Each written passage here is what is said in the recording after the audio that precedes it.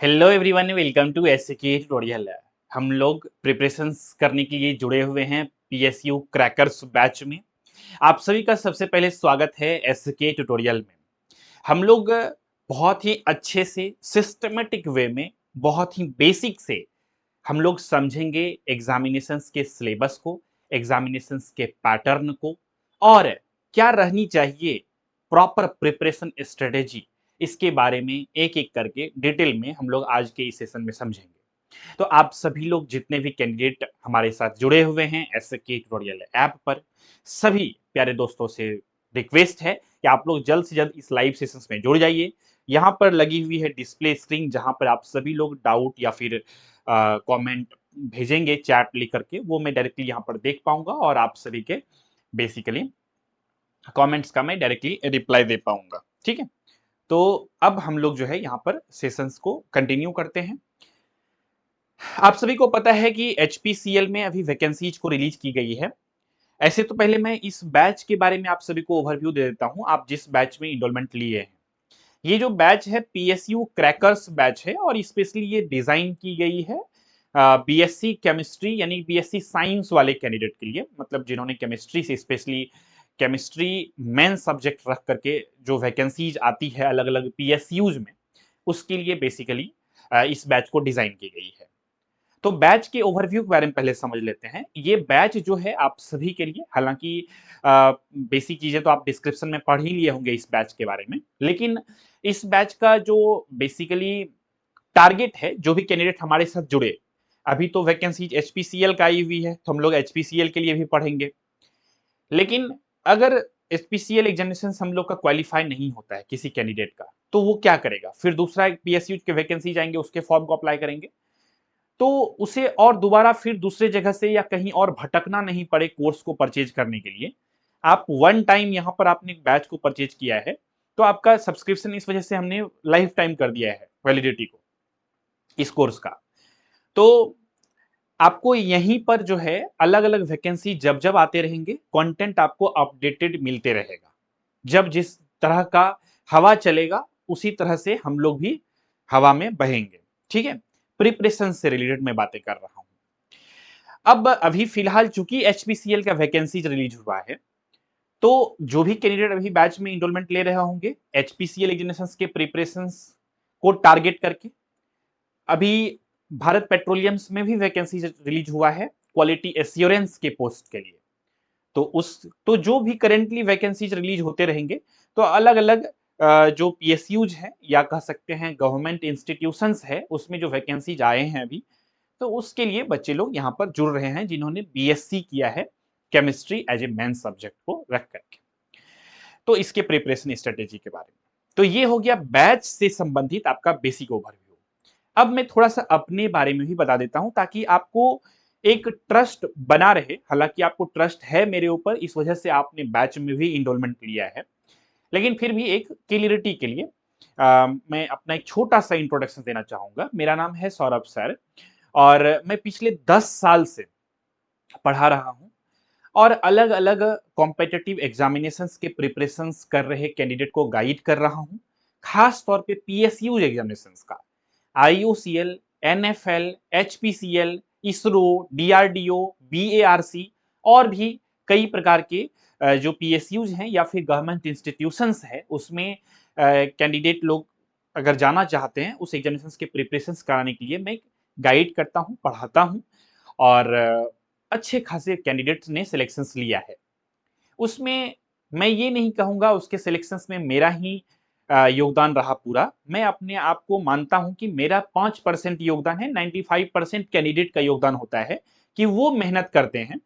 बस वो 5% क्रेडिट मैं इस वजह से ले रहा हूँ कि वो हमारे ऊपर ट्रस्ट किए, और जिस ट्रस्ट के साथ मैं आप सभी को quality content, exam oriented content provide करता हूँ, तो ये चीजें बेसिकली मेरे लिए सेटिस्फैक्शन मतलब देता है मुझे।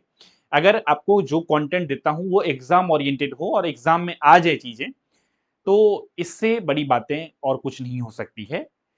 आप भी जिस उम्मीद के साथ हमारे साथ जुड़े हुए हैं, उस उम्मीद के साथ अगर आपको कंटेंट मिले और एग्जाम में क्वेश्चंस आए, तो इससे और अच्छी बात क्या हो सकती है कि नहीं?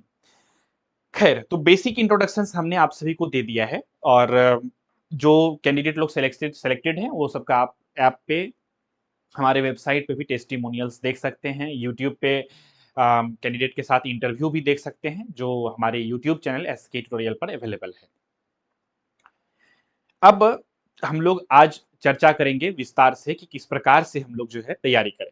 देखिए, एचपीसीएल में जो अभी वैकेंसीज आई हुई है junior executive quality control officer post के लिए, इस वैकेंसीज का सिलेबस जो है ऑफिशियली स्टार्टिंग में रिलीज नहीं किया गया था, तो हम लोगों ने एक टेंटेटिव सिलेबस को बनाया था on the basis of the previous year question paper.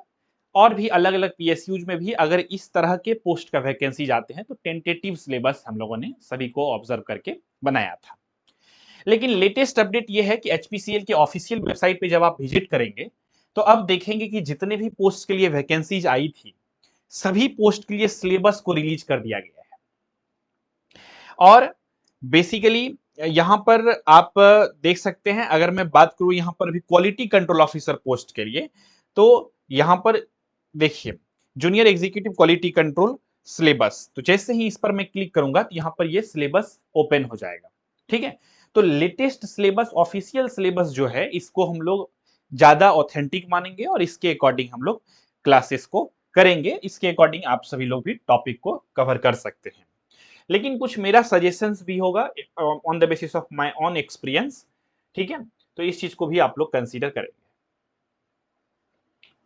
अब देखिए यहां पर जो सिलेबस है, गौर करने वाली बात यह है कि पूरा कंप्लीट सिलेबस यहां नहीं दिया गया है। मतलब यहां पर क्या दिया गया है कि the syllabus topics mentioned are indicative in nature, candidates are expected to possess significant knowledge proficiency pertaining to the relevant subject and their qualifying nature। ठीक है, देख लेते हैं थोड़ा सा इस सिलेबस का ओवरव्यू कर लेते हैं, इसके बाद मैं आप सभी को सजेशन दूंगा कि कैसे कैसे प्रिपरेशन करनी है। देखिए, इनऑर्गेनिक केमिस्ट्री आपको ये टॉपिक दिया गया है। इनऑर्गेनिक केमिस्ट्री के बाद आपका जो है यहाँ पर ऑर्गेनिक केमिस्ट्री है, फिजिकल केमिस्ट्री है और अदर्स है। अदर्स वाला जो टॉपिक है, अदर्स वाला जो टॉपिक आप देख रहे हैं, इसको अगर आप अच्छे से एनालिसिस करेंगे तो आप पाएंगे कि इसमें ज्यादातर एनालिटिकल केमिस्ट्री के टॉपिक्स कवर किए हुए हैं। अब चलिए बोर्ड पे मैं आप सभी को लेकर के चलता हूं और इसको प्रिपरेशन इसका आपको अच्छे से कैसे करना है इसके बारे में हम लोग थोड़ा सा बातें कर लेते हैं।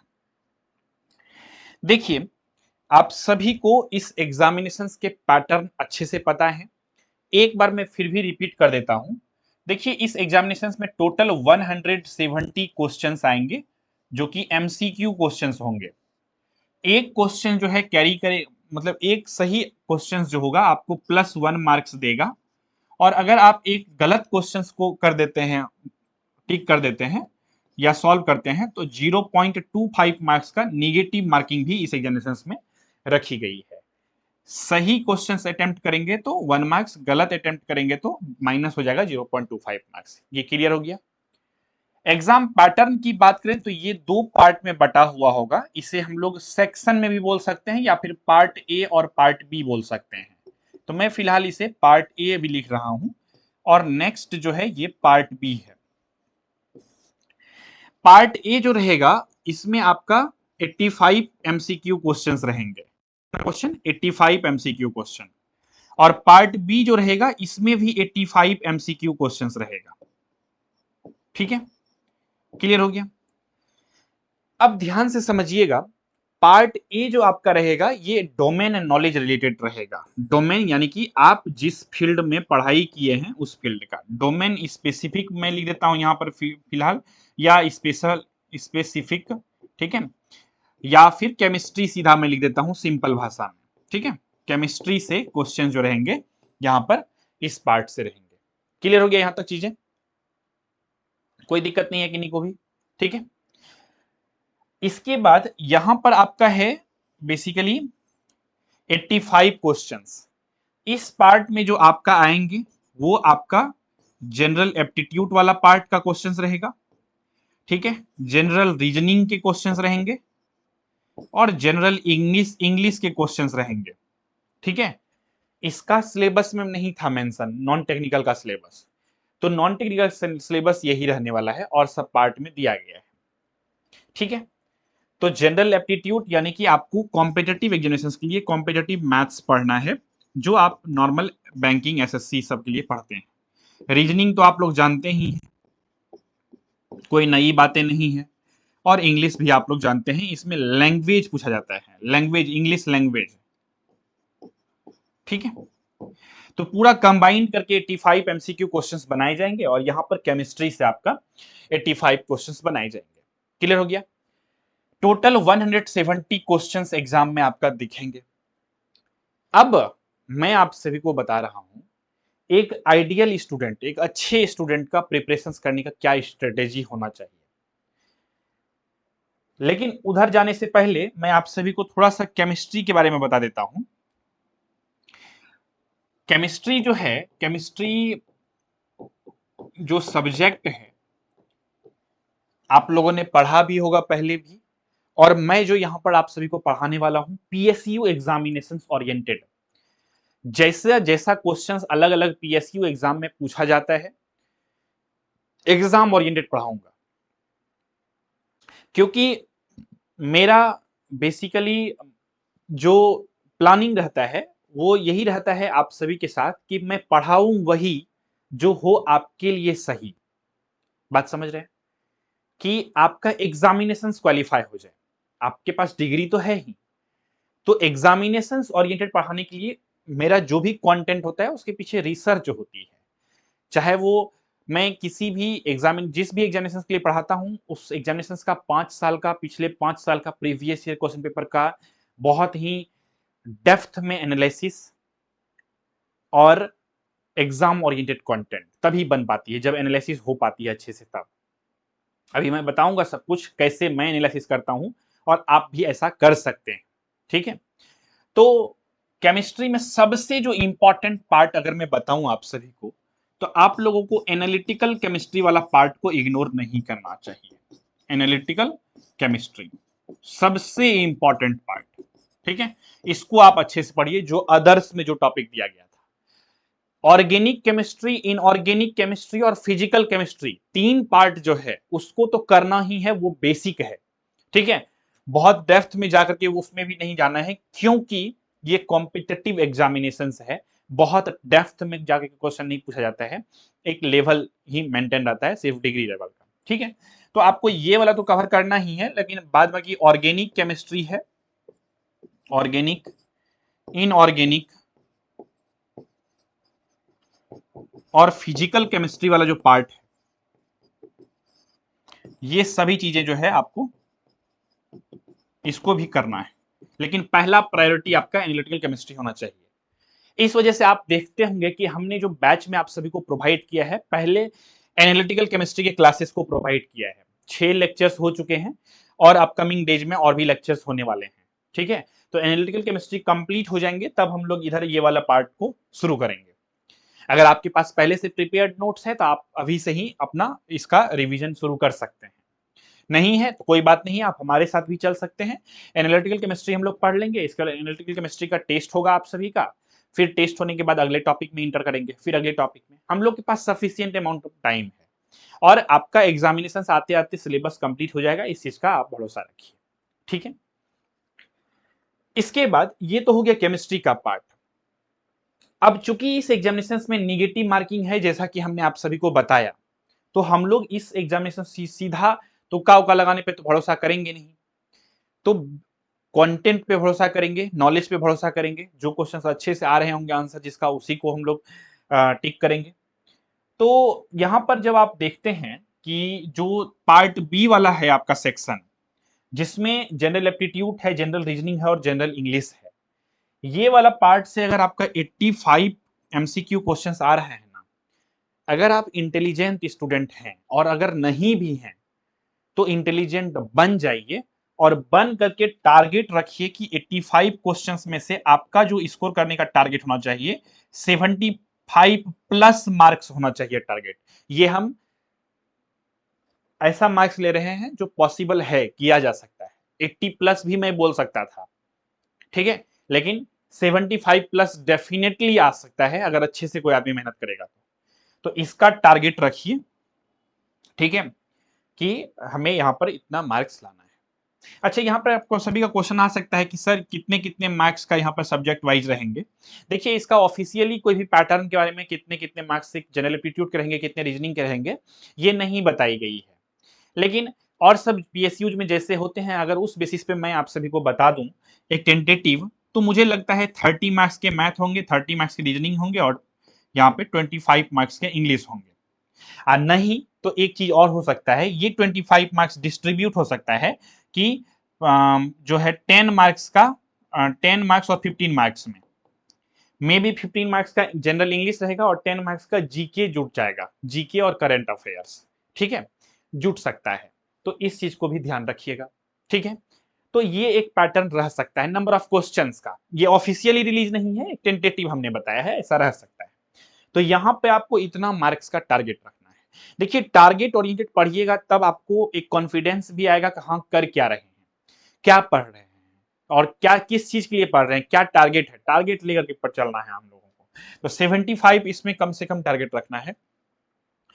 और आपका जो केमिस्ट्री वाला पार्ट है, यहाँ पर 85 क्वेश्चंस वाला पार्ट केमिस्ट्री का, इसमें आपको बेसिकली यहां पर केमिस्ट्री में आपको 50 प्लस तो डेफिनेटली सोचना चाहिए, 50 प्लस मार्क्स अगर इतना आ जाएंगे और 75 प्लस ये, तो आपको अप्रॉक्स में बेसिकली 75 और 50 को अगर हम लोग ऐड करेंगे तो सीधा सीधा मतलब है 125 प्लस मार्क्स। तो इतना मार्क्स जनरली ठीक ठाक मार्क्स है जिस एग्जामिनेशन में निगेटिव मार्किंग स्कीम हो, ठीक है। आप चाहें तो अगर आपका अंडरस्टैंडिंग बेहतर है तो आप इसको और बेहतर कर सकते हैं, ये मैं मिनिमम का बात कर रहा हूं, ठीक है, ये इसको मैक्सिमम नहीं मान लीजिएगा। क्योंकि यहां पर हमने क्या किया है, इस नंबर 75 ही टारगेट लिया है, इसमें बहुत सारे कैंडिडेट ऐसे होंगे इससे भी ज्यादा नंबर लाने की कैपेसिटी रखते होंगे और पॉसिबल है। क्यों पॉसिबल है? क्योंकि ये जो मैथ्स वाला क्वेश्चंस आएंगे यहाँ पे, आपका रीजनिंग के क्वेश्चंस आएंगे, ये बहुत टफ नहीं आते हैं। बैंकिंग, बेसिक बैंकिंग का जो क्लर्क लेवल का एग्जाम होता है ना, उसी लेवल का यहाँ पर क्वेश्चन आता है। तो यानी कि बहुत स्टैंडर्ड लेवल का, बहुत टफ लेवल का तो ये पार्ट रहेगा नहीं आपका। जनरल इंग्लिश जो रहेगा बेसिक लेवल का रहेगा, ठीक है। तो ये सब का तो क्लासेस, मतलब मैथ्स की क्लासेस तो अपलोड कर दिए गए हैं, लगभग सिलेबस कंप्लीट ही है। रीजनिंग का 4-5 क्लासेस, 6 क्लासेस आई थिंक हो गए हैं और 4-5 क्लासेस होना है, इसके बाद रीजनिंग भी कंप्लीट हो जाएगा। और लैंग्वेज को बेसिकली इंग्लिश का क्लासेस होना है, इसका ई बुक्स अपलोड ऑलरेडी की गई है आपके बैच में, तो उसको देखिए, पढ़िए और प्रैक्टिस करिएगा क्वेश्चंस को। अभी मैं स्ट्रेटेजी बताऊंगा कैसे कैसे आपको पढ़ना है और कैसे 75 मार्क्स लाया जा सकता है। ये मैं मिनिमम बोल रहा हूं, इतना तो आप ला ही सकते हैं, लेकिन इससे ज्यादा भी आ सकता है। तो इतना का आपको कम से कम टारगेट लेके चलना है, ज्यादा से ज्यादा आप अपना अकॉर्डिंगली गोल सेट कर सकते हैं। टोटल 170 एग्जाम मार्क्स के एग्जामिनेशन होंगे, तो आप टारगेट लेके चलिए 140 प्लस का, 150 का, ठीक है। कॉम्पिटेटिव एग्जामिनेशन है, सारा क्वेश्चन तो अटेम्प्ट करना नहीं है, और अगर इसके आसपास आएगा 140 के आसपास आएगा तो आपका सिलेक्शन के चांसेस बहुत हाई रहेंगे, ठीक है। ऐसे ये सभी पीएसयू एग्जामिनेशन में कॉम्पिटिशन जो रहता है थोड़ा सा कम रहता है अगर हम लोग कंपैरिजन करें बैंकिंग, एसएससी या फिर रेलवे एग्जामिनेशन के कंपैरिजन में। क्योंकि बहुत लोगों को पता नहीं होता है एचपीसीएल मतलब पीएसयू एग्जामिनेशन के बारे में, बहुत लोग उतना इंटरेस्टेड नहीं होते हैं क्योंकि समझ ही नहीं होता है पीएसयू क्या चीजें हैं। ऐसे सभी लोग हैं, आप सोचते होंगे कि सर ये कैसे बोल रहे हैं, एडमिशन हेल्पलाइन नंबर पे कॉल आते हैं ना डिफरेंट डिफरेंट कैंडिडेट को, पीएसयू क्या होता है ये भी पता नहीं होता है, बीएससी किए हुए हैं, ऐसे सब भी हैं देश में, हर एक तरह के आदमी हैं, ठीक है। खैर वो सबको साइड करते हैं, यहाँ पर फिलहाल हम लोग आते हैं तो कैसे हम लोग 75 मार्क्स को ला सकते हैं। तो अब थोड़ा सा फोकस करते हैं। देखिए, हमने बताया कि जनरल एप्टीट्यूड वाला जो पार्ट है इसमें 3 सेगमेंट है आप सभी के लिए। मैथ्स का है, तो पहले मैथ्स जो है यानी कि एप्टीट्यूड वाला जो पार्ट है, एज्यूम करके अगर चले हम लोग 30 क्वेश्चंस आएगा एग्जाम में, ठीक है। तो आप सभी को इसमें जो है मोटा मोटी हमें लगता है कि 15 चैप्टर, 10 से 15 चैप्टर है इसमें मैथ्स में टोटल कॉम्पिटिशन्स के लिए। इसमें एचपीसीएल का सिलेबस जो लेटेस्ट रिलीज किया गया है मैथ्स का, थोड़ा सा उसमें और कुछ टॉपिक्स को ऐड कर दिया गया है, परमुटेशन कॉम्बिनेशन, बाइनोमियल थ्योरम, ये सब भी टॉपिक मैथ्स में ऐड कर दिया गया है। तो ये सब के क्लासेस आप सभी का लाइव ही होंगे। तो सारा कुछ कवर करने के बाद जो है आप क्या करिए, एक दिन एक चैप्टर को पढ़िए और एक चैप्टर को पढ़ने के बाद इस चैप्टर का कॉन्सेप्ट आप पहले सीख लीजिए। कॉन्सेप्ट को सीख जाने के बाद आपको इस चैप्टर से रिलेटेड एटलीस्ट वन डे में आपको एटलीस्ट 100 एमसीक्यू क्वेश्चंस लगाना है। एटलीस्ट 100 एमसीक्यू लगाना है। एक चैप्टर पढ़े, कॉन्सेप्ट सीख लिए सारा उस चैप्टर का, इसके बाद प्रैक्टिस के लिए एटलीस्ट हम लोग क्या करेंगे, 100 एमसीक्यू क्वेश्चन प्रैक्टिस करेंगे। ठीक है, समझ में आ गया? जिस दिन सीखेंगे कॉन्सेप्ट को उसके अगले दिन या उसी दिन समय रहा तो इतना क्वेश्चंस को करेंगे। इसके बाद इसी तरह से आपका 15 चैप्टर है तो 15 दिन में 1500 एमसीक्यू क्वेश्चंस आप प्रैक्टिस कर चुके होंगे। 15 दिन में 15 चैप्टर का कॉन्सेप्ट सीखे और 1500 एमसीक्यू क्वेश्चंस का आप प्रैक्टिस कर चुके होंगे लास्ट तक में। ठीक है, यहां तक क्लियर है? अब जब मैथ्स आपका कंप्लीट हो जाएगा तो आप सभी को तो मैं ऐसे प्रोवाइड करने वाला हूं प्रैक्टिस सेट, सैंपल पेपर वगैरह सब, वो सबसे तो प्रैक्टिस करेंगे ही, लेकिन आपको और भी मैं टारगेट दे देता हूं कि जैसे 15 चैप्टर आपने पढ़ा तो अब पढ़ करके आप अगर रीजनिंग शुरू कर रहे हैं, मैथ्स खत्म कर लिया आपने, ठीक है, आप रीजनिंग शुरू कर रहे हैं, तो ऐसा तो नहीं है कि मैथ्स को पूरा छोड़ देंगे, नहीं तो फिर पता चलेगा कि मैथ्स भूलने लगे। तो आप इसमें पर चैप्टर का 20 एमसीक्यू क्वेश्चंस का सेट लगाएंगे। तो इस तरह से यहां पर 15 चैप्टर है और एक चैप्टर से 20 एमसीक्यू, तो यहां पर आपका बेसिकली टोटल पर डे जो है इसको 20 से मल्टीप्लाई कर देंगे तो 300 एमसीक्यू हो जाएगा। ठीक है, बैठ करके लगाना है। आप कहिएगा कि ये सब चीजें सर करने में बहुत समय लगेगा, समय नहीं लगना चाहिए। आप 170 एमसीक्यू को सॉल्व करेंगे 150 मिनट में एग्जामिनेशंस में, 170 एमसीक्यू को 150 मिनट में आप सॉल्व करेंगे रियल एग्जाम में, तो आपको प्रैक्टिस तो करना पड़ेगा ना कि 300 एमसीक्यू क्वेश्चंस को वन डे में सॉल्व कर सके। तो उस लेवल का प्रैक्टिस आपको अभी से ही करना चाहिए। ठीक है, देखिए तैयारी हर लोग करता है कॉम्पिटिटिव एग्जामिनेशंस का, आप जिसको भी देखेंगे सब तैयारी कर रहा है किसका, सरकारी नौकरी का, लेकिन सब लोग सफल नहीं हो पाता है। सफल वही लोग हो पाता है जो लोग रियल में डेडिकेटेड होकर के प्रिपरेशन करता है अपने उस नौकरी को पाने के लिए, सरकारी नौकरी लगने के लिए, ठीक है, अपना सिलेक्शन को लेने के लिए सब कुछ झोंक देता है। उसी के लिए सब कुछ उसके लिए वही है, सिलेक्शंस करने के लिए उसको जो करना पड़े सब कुछ करने के लिए वो तैयार रहता है मेहनत के रूप में, प्रिपरेशन से रिलेटेड, तो वो लोग सिलेक्शंस ले पाता है।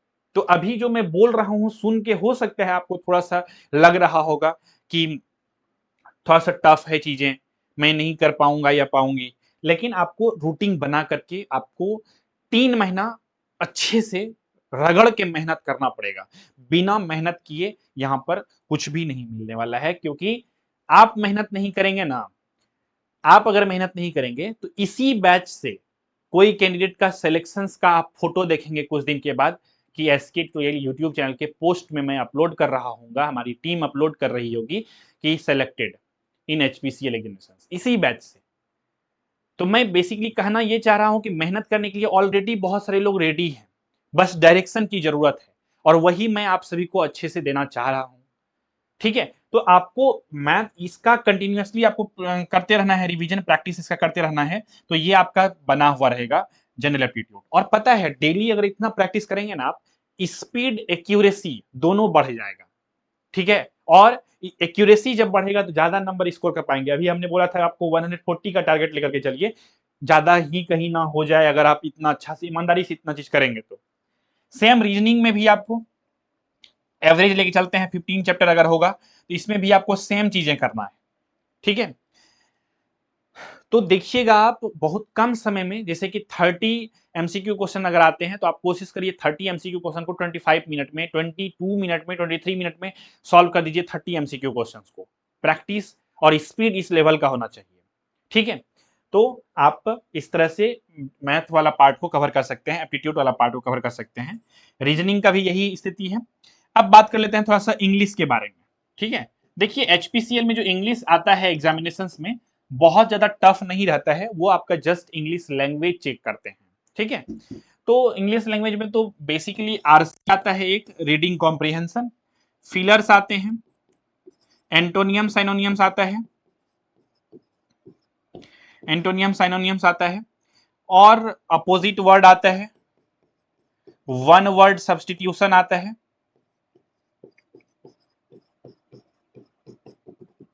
ठीक है। तो ये सब जो है इसका बेसिक मेन सिलेबस है। फिर सब्जेक्ट वर्ब एग्रीमेंट से रिलेटेड आता है, सब्जेक्ट वर्ब एग्रीमेंट आता है। इसके बाद आपका ईरर फाइंड करने के लिए आता है, सेंटेंस में ईरर क्या है, नरेशन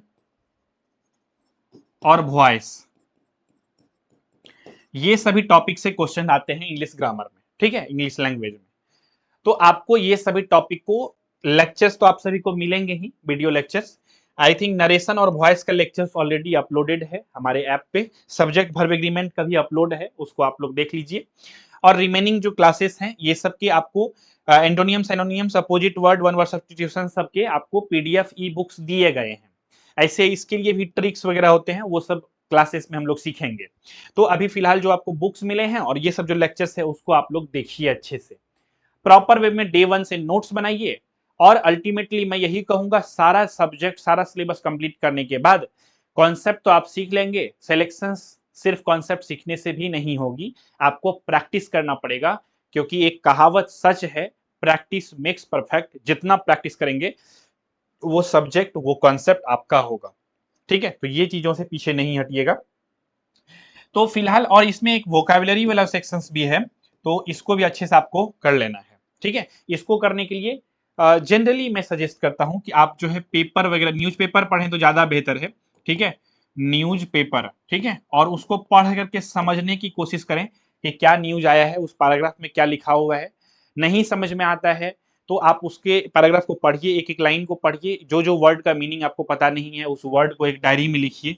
सपोज दैट आपको ईज का मतलब भी पता नहीं है ना, आपका मान के लिए इंग्लिश साफ बहुत चौपट है, तो आप यहाँ पर लिखिए ईज, और ईज का मतलब क्या होता है, तो है ऐसे करके लिखिए। फिर और सब जो वर्ड आ जाता है, they, just I am giving the example, इस तरह से कुछ कुछ वर्ड आता है, इसको लिखिए। 10 दिन करेंगे ना, 15वां दिन या 11वां दिन ही आपको लगने लगेगा कि अब ये सब वर्ड का मीनिंग हमको रटने का या लिखने का दोबारा जरूरत नहीं है, क्योंकि न्यूज़पेपर में भी वर्ड सब रिपीट होते हैं, ठीक है, न्यूज में जो वर्ड लिखा जाता है। तो एक बार आपको करने की जरूरत है प्रैक्टिस। तो इंग्लिश इंप्रूव ग्रामेटिकल पार्ट तो मैं कराऊंगा ही, वोकैबुलरी के लिए यहाँ से आप स्ट्रॉन्ग कर लीजिए, और यहाँ से स्ट्रॉन्ग होगा ग्रामर को पढ़िएगा, फिर न्यूज़पेपर में भी ग्रामर देखिएगा, तो देखते देखते समझ में आता है। ये सब चीजें प्रैक्टिस से होती है, मतलब हवाबाजी नहीं कि इंग्लिश आपका ऐसे ही अच्छा हो जाएगा, आपको खुद करना पड़ेगा। कॉन्सेप्ट वगैरह सब सीखेंगे हम लोग यहाँ से, और ये जब आप लोग पूरा चैप्टर को पढ़ लेंगे ना, पूरा कॉन्सेप्ट जब आपका क्लियर हो जाएगा, तो आप धीरे धीरे समझने भी लगेंगे। पेपर भी पढ़ेंगे तो आप वहां पर भी देखेंगे कि सेंटेंस कैसे कैसे कहाँ कहाँ बनाया गया है, कहाँ कौन सा ग्रामर यूज किया गया है, वो सब समझ में अंदर से फील आने लगता है समझने के बाद, कॉन्सेप्ट सीखने के बाद, ठीक है। तो वो चीजें होंगी। कभी कभी बहुत सारे कैंडिडेट को लगता है ऐसा, इंग्लिश के क्वेश्चंस में अगर क्वेश्चंस में कहा जाता है इरर फाइंड करने के लिए, इरर डिटेक्शंस वाला, तो वो सोच ही नहीं पाता है कि इरर है कहाँ, किस पार्ट में है, इंग्लिश का सेंटेंस के किस पार्ट में इरर है, सोचना मुश्किल होता है किसी किसी कैंडिडेट के साथ इंग्लिश में। तो वो मैं समझता हूँ, जो भी कैंडिडेट स्टेट बोर्ड से पढ़े होते हैं, यानी कि बिहार बोर्ड, यूपी बोर्ड, तो या राजस्थान बोर्ड, तो हिंदी मीडियम से जो पढ़े होते हैं बेसिकली, उनको इंग्लिश में इस तरह की दिक्कतें आती है, लेकिन ठीक है, वो प्रैक्टिस से और समझ से चैप्टर को पढ़ने के बाद, कॉन्सेप्ट क्लियर होने के बाद चीजें ठीक हो जाती है, कोई दिक्कत नहीं है। और मैं आपके साथ हूँ, पूरा अच्छे से समझेंगे, जहां पर दिक्कत होंगी आप सभी के लिए चैट सेक्शन जो है ओपन रहेगा, और जो भी डाउट, क्वेश्चन, कंफ्यूजन रहेंगे वो आप लोग मुझसे पूछ भी सकते हैं, तो इसमें कोई दिक्कतें नहीं आने दूंगा मैं, ठीक है। तो यहां तक क्लियर हो गया। तो इस तरह से आप लोग इसको तैयार करिए डे 1 से। और केमिस्ट्री के लिए तो हमने स्टार्टिंग में ही बता दिया है आप सभी को, एनालिटिकल केमिस्ट्री को अच्छे से पढ़ना है, क्योंकि इसका वेटेज ज्यादा रहेगा और इसका इंपॉर्टेंस भी ज्यादा है।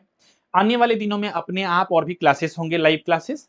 अभी लाइव क्लासेस जो है रेगुलर नहीं हो रहे हैं, क्योंकि अभी बैच में बहुत सारे कैंडिडेट इनरोलमेंट ले रहे हैं, और जो भी कैंडिडेट नए नए इनरोलमेंट लेते हैं वो यही पूछते हैं कि सर क्लासेस लाइव शुरू हो गया क्या, अगर लाइव शुरू हो गया तो बहुत ज्यादा क्लासेस मेरा छूट गया है क्या। तो इस वजह से थोड़ा सा अभी स्लो क्लास में ले रहा हूँ। जैसे ही फॉर्म फिलअप का डेट, लास्ट डेट खत्म हो जाएगा, तो इसके बाद हम लोग जो है क्लासेस का फ्रीक्वेंसी जो होगा क्लासेस होने का, लाइव क्लासेस होने का, वो बढ़ा दूंगा मैं और फिर रेगुलर क्लासेस होने लगेंगे, फिर कोई दिक्कत नहीं होगी और टाइम से सिलेबस भी कंप्लीट होगा, हम लोग टाइम से प्रैक्टिस भी करेंगे, टाइम से सब कुछ करेंगे, कोई दिक्कत नहीं। ठीक है, तो उम्मीद करते हैं प्रिपरेशन से रिलेटेड सारी इंफॉर्मेशन हम लोगों ने समझने की प्रयास किया और हम लोगों ने समझा। किसी भी प्रकार का डाउट, क्वेश्चन, कंफ्यूजन नहीं रहे होंगे। अगर इसके बावजूद भी आपको किसी भी प्रकार का डाउट है, क्वेश्चन है, कंफ्यूजन है, तो आपके लिए चैट सेक्शंस तो खुला हुआ रहता ही है, चैट सेक्शन में लेकर के भेज सकते हैं। ठीक है, तो इसी विचार के साथ रखते हैं आज के इस एपिसोड में बस इतना ही। मिलेंगे आप सभी से बहुत जल्दी अगले सेशंस में। तब तक आप लोग अपना ख्याल रखिए, प्रिपरेशन अच्छे से करिए और बैच में धैर्य बना के रहिए। सारा क्लासेस आप सभी को मिलेंगे, पूरा सिलेबस को कंप्लीट रूप से हम लोग पढ़ेंगे, समझेंगे और एग्जाम के लिए अच्छे से तैयार होकर के इस बार आप सभी लोग जाएंगे, ये मेरा वादा है। तो रखते हैं आज की इस एपिसोड में बस इतना ही। नमस्कार।